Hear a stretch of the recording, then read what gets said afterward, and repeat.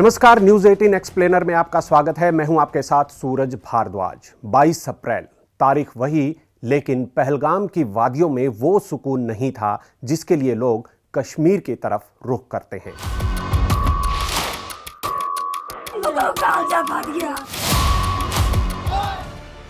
जम्मू कश्मीर में अनंतनाग के पर्यटन स्थल पहलगाम में 22 अप्रैल को बड़ा आतंकी हमला हुआ। आतंकियों ने बैसरन घाटी के पास निर्दोष निहत्थे पर्यटकों की छाती मजहब पूछ पूछ कर छलनी कर दी। इस हमले में 26 पर्यटकों की मौत हो गई। इस बार सुकून की तलाश में पहुंचे पर्यटक अपने घर वापस नहीं लौटे। उनके पार्थिव शरीर लौटे, ताबूत में बंद सपने लौटे। जिन वादियों को धरती का स्वर्ग कहा जाता था, वही वादियां उस दिन नरक बन गई। नरक क्योंकि वहां मासूमों का खून बहा, गोलियों की गूंज ने इंसानियत को रौंद डाला। देश के कोने कोने से आए थे ये लोग। कोई पहली बार कश्मीर देख रहा था तो कोई बार बार आता था। हर कोई इस जन्नत की खूबसूरती से मोहब्बत करता था, लेकिन मोहब्बत की इस जमीन को एक बार फिर नफरत की गोलियों ने लहूलुहान कर दिया। और इस नफरत का आका वही पाकिस्तान, हमेशा की तरह पर्दे के पीछे से खेल खेलने वाला, मासूमों की मौत पर भी अपनी सियासत साधने वाला पाकिस्तान। हमले की जिम्मेदारी ली है लश्कर तैयबा से जुड़े नए चेहरे ने, TRF, द रेजिस्टेंस फ्रंट। नाम बदलने से इरादे नहीं बदलते। चेहरा नया है, लेकिन खून में वही पुरानी वहशत है, वही पाकिस्तानी जहर। इस बार फिर आतंकियों की गोलियों ने न केवल बेगुनाह पर्यटकों को निशाना बनाया, बल्कि लाखों कश्मीरियों के सपनों और रोजगार और उम्मीदों पर भी कहर बरपाया। हर गोली ने किसी शिकारे वाले की रोजी छीन ली। हर धमाका किसी होटल वाले के चूल्हे को ठंडा कर गया। 12,000 करोड़ रुपए के पर्यटन कारोबार को एक झटके में बर्बाद कर देने वाला ये हमला सिर्फ सुरक्षा का मुद्दा नहीं, बल्कि मानवता के खिलाफ एक युद्ध है, जिसमें कश्मीर की खूबसूरत सरजमी और उसके मेहनतकश लोग बार बार बलि चढ़ते हैं। इस बार हमला तब हुआ है जब पर्यटक सीजन अपने चरम पर है। हालांकि कश्मीर में आतंकी हमले कोई नई बात नहीं है, लेकिन पर्यटकों पर यह बुजदिली बहुत कम हुई है। पर्यटकों पर कब कब हमले हुए? पहला हमला जुलाई 1995 में पहलगाम के लिदरवाट इलाके में हरकत उल अंसार नाम के आतंकी संगठन ने 6 विदेशी पर्यटकों और 2 गाइड को अगवा कर लिया था। इस घटना ने अंतर्राष्ट्रीय स्तर पर सुर्खियां बटोरी और कश्मीर के पर्यटन उद्योग को गहरा नुकसान पहुंचाया। दूसरा बड़ा हमला साल 2000 में अनंतनाग में ही अमरनाथ यात्रियों पर किया गया, जिसमें कई जिंदगी खत्म हो गई। मकसद वही, दहशत फैलाना। तीसरा कायराना कदम 2005 में श्रीनगर में आत्मघाती हमला, जिसमें CRPF के 2 जवानों समेत 4 लोगों की कीमती जान चली गई। घायलों में जापानी पर्यटक भी शामिल थे। यह हमला उस समय हुआ जब श्रीनगर पर्यटकों के लिए सुरक्षित माना जाता था।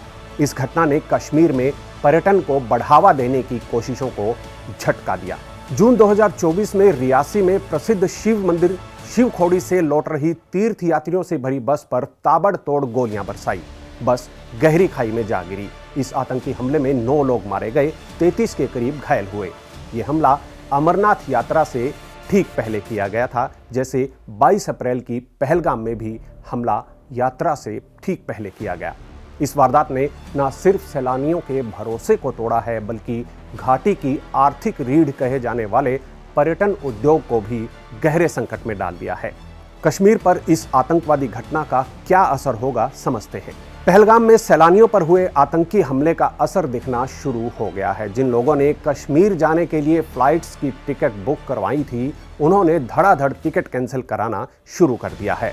इतना ही नहीं, कश्मीर में बड़े पैमाने पर होटलों और कैब की बुकिंग्स भी कैंसिल होने लगी है।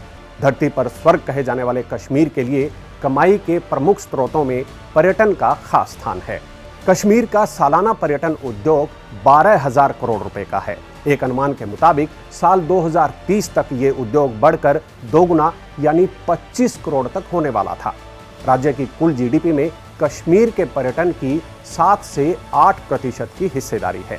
पिछले साल सिर्फ गुलमर्ग से ही सरकार को 100 करोड़ से ज्यादा की कमाई हुई थी। दुनिया भर में मशहूर डल झील में करीब 1500 से भी ज्यादा हाउस बोट चलती हैं, जिन पर अब खतरा मंडराने लगा है। कश्मीर में अकेले पर्यटन से 2.5 लाख लोगों की रोजी रोटी चलती है, जो अब चिंता में हैं। आतंकी हमले से पर्यटकों में दहशत इस कदर भर गई है कि उन्होंने अगले 4-5 महीनों की बुकिंग कैंसिल कराना शुरू कर दी है। जाहिर है इसका सीधा असर स्थानीय कश्मीरी लोगों और वहां की अर्थव्यवस्था पर होगा। नुकसान का ये आंकड़ा हमारी सोच से भी कहीं ज्यादा हो सकता है। कश्मीर घाटी में पर्यटकों पर हुए आतंकी हमले में जान तो दूसरे प्रदेश के लोगों ने गंवाई, लेकिन इसका आर्थिक रूप से सबसे बड़ा खामियाजा स्थानीय लोगों को ही भुगतना होगा। केंद्र सरकार भले ही हालात सामान्य करने में एड़ी चोटी का जोर लगा देगी, लेकिन अर्थव्यवस्था पर पड़ने वाली गुम चोट को सिर्फ डायग्नोज करने में ही लंबा वक्त लगेगा। 2019 में धारा 370 हटाने के बाद से पर्यटकों की आवाजाही भी खूब बढ़ रही थी। आंकड़ों के मुताबिक 2020 में 34 लाख पर्यटकों ने कश्मीर घाटी के नज़ारे देखे, तो 2021 में 1 करोड़ 13 लाख सैलानी आए। साल 2022 में 1 करोड़ 89 लाख पर्यटक कश्मीर घूमने आए थे और 2023 में 2 करोड़ 11 लाख थे। पिछले साल यानी 2024 में बढ़कर सैलानियों की संख्या 2 करोड़ 35 लाख हो गई। सिर्फ 5 साल में पर्यटकों की संख्या 34 लाख से बढ़कर करीब 2.5 करोड़ हो गई। इतना ही नहीं, नई इबारत लिखते कश्मीर में गाड़ियों के रजिस्ट्रेशन में भी जबरदस्त उछाल आया। साल 2017 में यहां कुल 14,88,000 नई गाड़ियों का रजिस्ट्रेशन कराया गया था, जो 2024 में करीब 2 गुना होकर 27,29,000 हो गया। कश्मीर में रिकॉर्ड तोड़ती पर्यटकों की संख्या इस आतंकी हमले के बाद दम तोड़ सकती है, क्योंकि बड़ी संख्या में पर्यटकों ने घाटी से मुंह मोड़ लिया है। टूर एंड ट्रैवल ऑपरेशन से जुड़े लोगों के मुताबिक पहलगाम हमले के बाद उनके पास अगले 4-5 महीने की होटल्स और फ्लाइट्स की सारी बुकिंग कैंसिल कराने के फोन आ रहे हैं। इसके अलावा कश्मीर शुरू से ही बॉलीवुड की पसंदीदा जगहों में से एक रहा है। बॉलीवुड समेत OTT की कई फिल्में कश्मीर में शूट होने वाली थी। इतना ही नहीं, देश के युवा वर्ग में डेस्टिनेशन वेडिंग को लेकर भी काफी उत्साह देखा जा रहा था, लेकिन इन सभी धंधों पर अब संकट आ खड़ा हुआ है। यही वजह है कि पहलगाम हमलों के बाद पहली बार खुद कश्मीरियों में भी इतना ज्यादा गुस्सा देखने को मिल रहा है। इसकी भी वजह है, पहले कश्मीर में ज्यादातर लोकल आतंकवादी होते थे जो पर्यटकों को निशाना नहीं बनाते थे, क्योंकि उन्हें पता था पर्यटकों से उनके घरों का चूल्हा जलता है। आमतौर पर जिन गाड़ियों के ऊपर ट्रैवल बैग या सूटकेस होते थे वो आतंकियों के निशाने पर नहीं होती थी। अब पाकिस्तान से आए आतंकियों को कश्मीरियों से कोई हमदर्दी नहीं। उनका मकसद तो सिर्फ और सिर्फ दहशत फैलाकर कश्मीर में बह रही सुकून की फिजाओं में जहर घोलना है। ये सब कौन करवा रहा है पूरी दुनिया जानती है। हमले से 5 दिन पहले Pakistani army chief general Asim Munir ने इस्लामाबाद में पहलगाम हमले की पटकथा अपनी जुबानी सुना दी थी। उन्होंने पाकिस्तानी प्रवासी सम्मेलन में कहा, कश्मीर हमारे गले की नस थी और रहेगी, हम इसे नहीं भूलेंगे। उन्होंने कहा कि आप अपने बच्चों को पाकिस्तान की कहानी बताएं कि हम हिंदुओं से हर पहलू में अलग हैं। भारत में पाकिस्तान के उच्चायुक्त रहे अब्दुल बासित ने हमलों के बाद जो कहा वो भी पाकिस्तान की नीयत को बताने के लिए काफी है। बासित ने कहा, मुझे पूरा यकीन है कि पाकिस्तान के खिलाफ भारत के किसी भी दुस्साहस को नाकाम करने के लिए इस्लामाबाद हर संभव कदम उठा रहा है।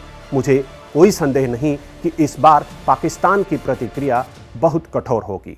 जब पाकिस्तान ने कुछ किया ही नहीं तो उन्हें सजा का डर क्यों सता रहा है? डरता वही है जिसने गुनाह किया हो। तो अब बात साफ है, हमले से पहले ही पाकिस्तान के हुक्मरानों ने जो जहर उगला और हमले के बाद जो बयानों की बौछार हुई वो बताने के लिए काफ़ी है कि पटकथा कहाँ से लिखी गई, किरदार कौन थे और मकसद क्या था। लेकिन भारत अब पहले वाला भारत नहीं है, क्योंकि इतिहास गवाह है कि कुछ राक्षसों का वध सीधे नहीं किया जाता, पहले उनके भ्रम का कवच चीरना पड़ता है, उन्हें उन्हीं के कुकर्मों में घसीटना पड़ता है, ताकि जब वार हो तो वो खुद मौत के लिए भीख मांगे। अब देश सिर्फ मोमबत्तियां नहीं जलाता, अब जवाब सोच समझकर दिया जाएगा। डिप्लोमेटिक मंचों पर ही सही, लेकिन भारत ने अपना दायरा तय कर लिया है। अब हर शब्द, हर प्रस्ताव, हर कूटनीतिक कदम पाकिस्तान की गर्दन तक पहुंचने वाली सुई की तरह होगा और भारत इस बार ठीक वैसा ही करेगा। पलटवार होगा धीरे शांति से, लेकिन ऐसा कि जहर उगलने वालों की जुबान तक जल उठे। रणनीति ऐसी हो कि कश्मीर को तबाह करने का सपना देखने वाले अब अपने ही ताबूत में कीलें गिनना शुरू कर दें। भारत ने शुरुआत कर दी है। आज के लिए बस इतना ही। धन्यवाद।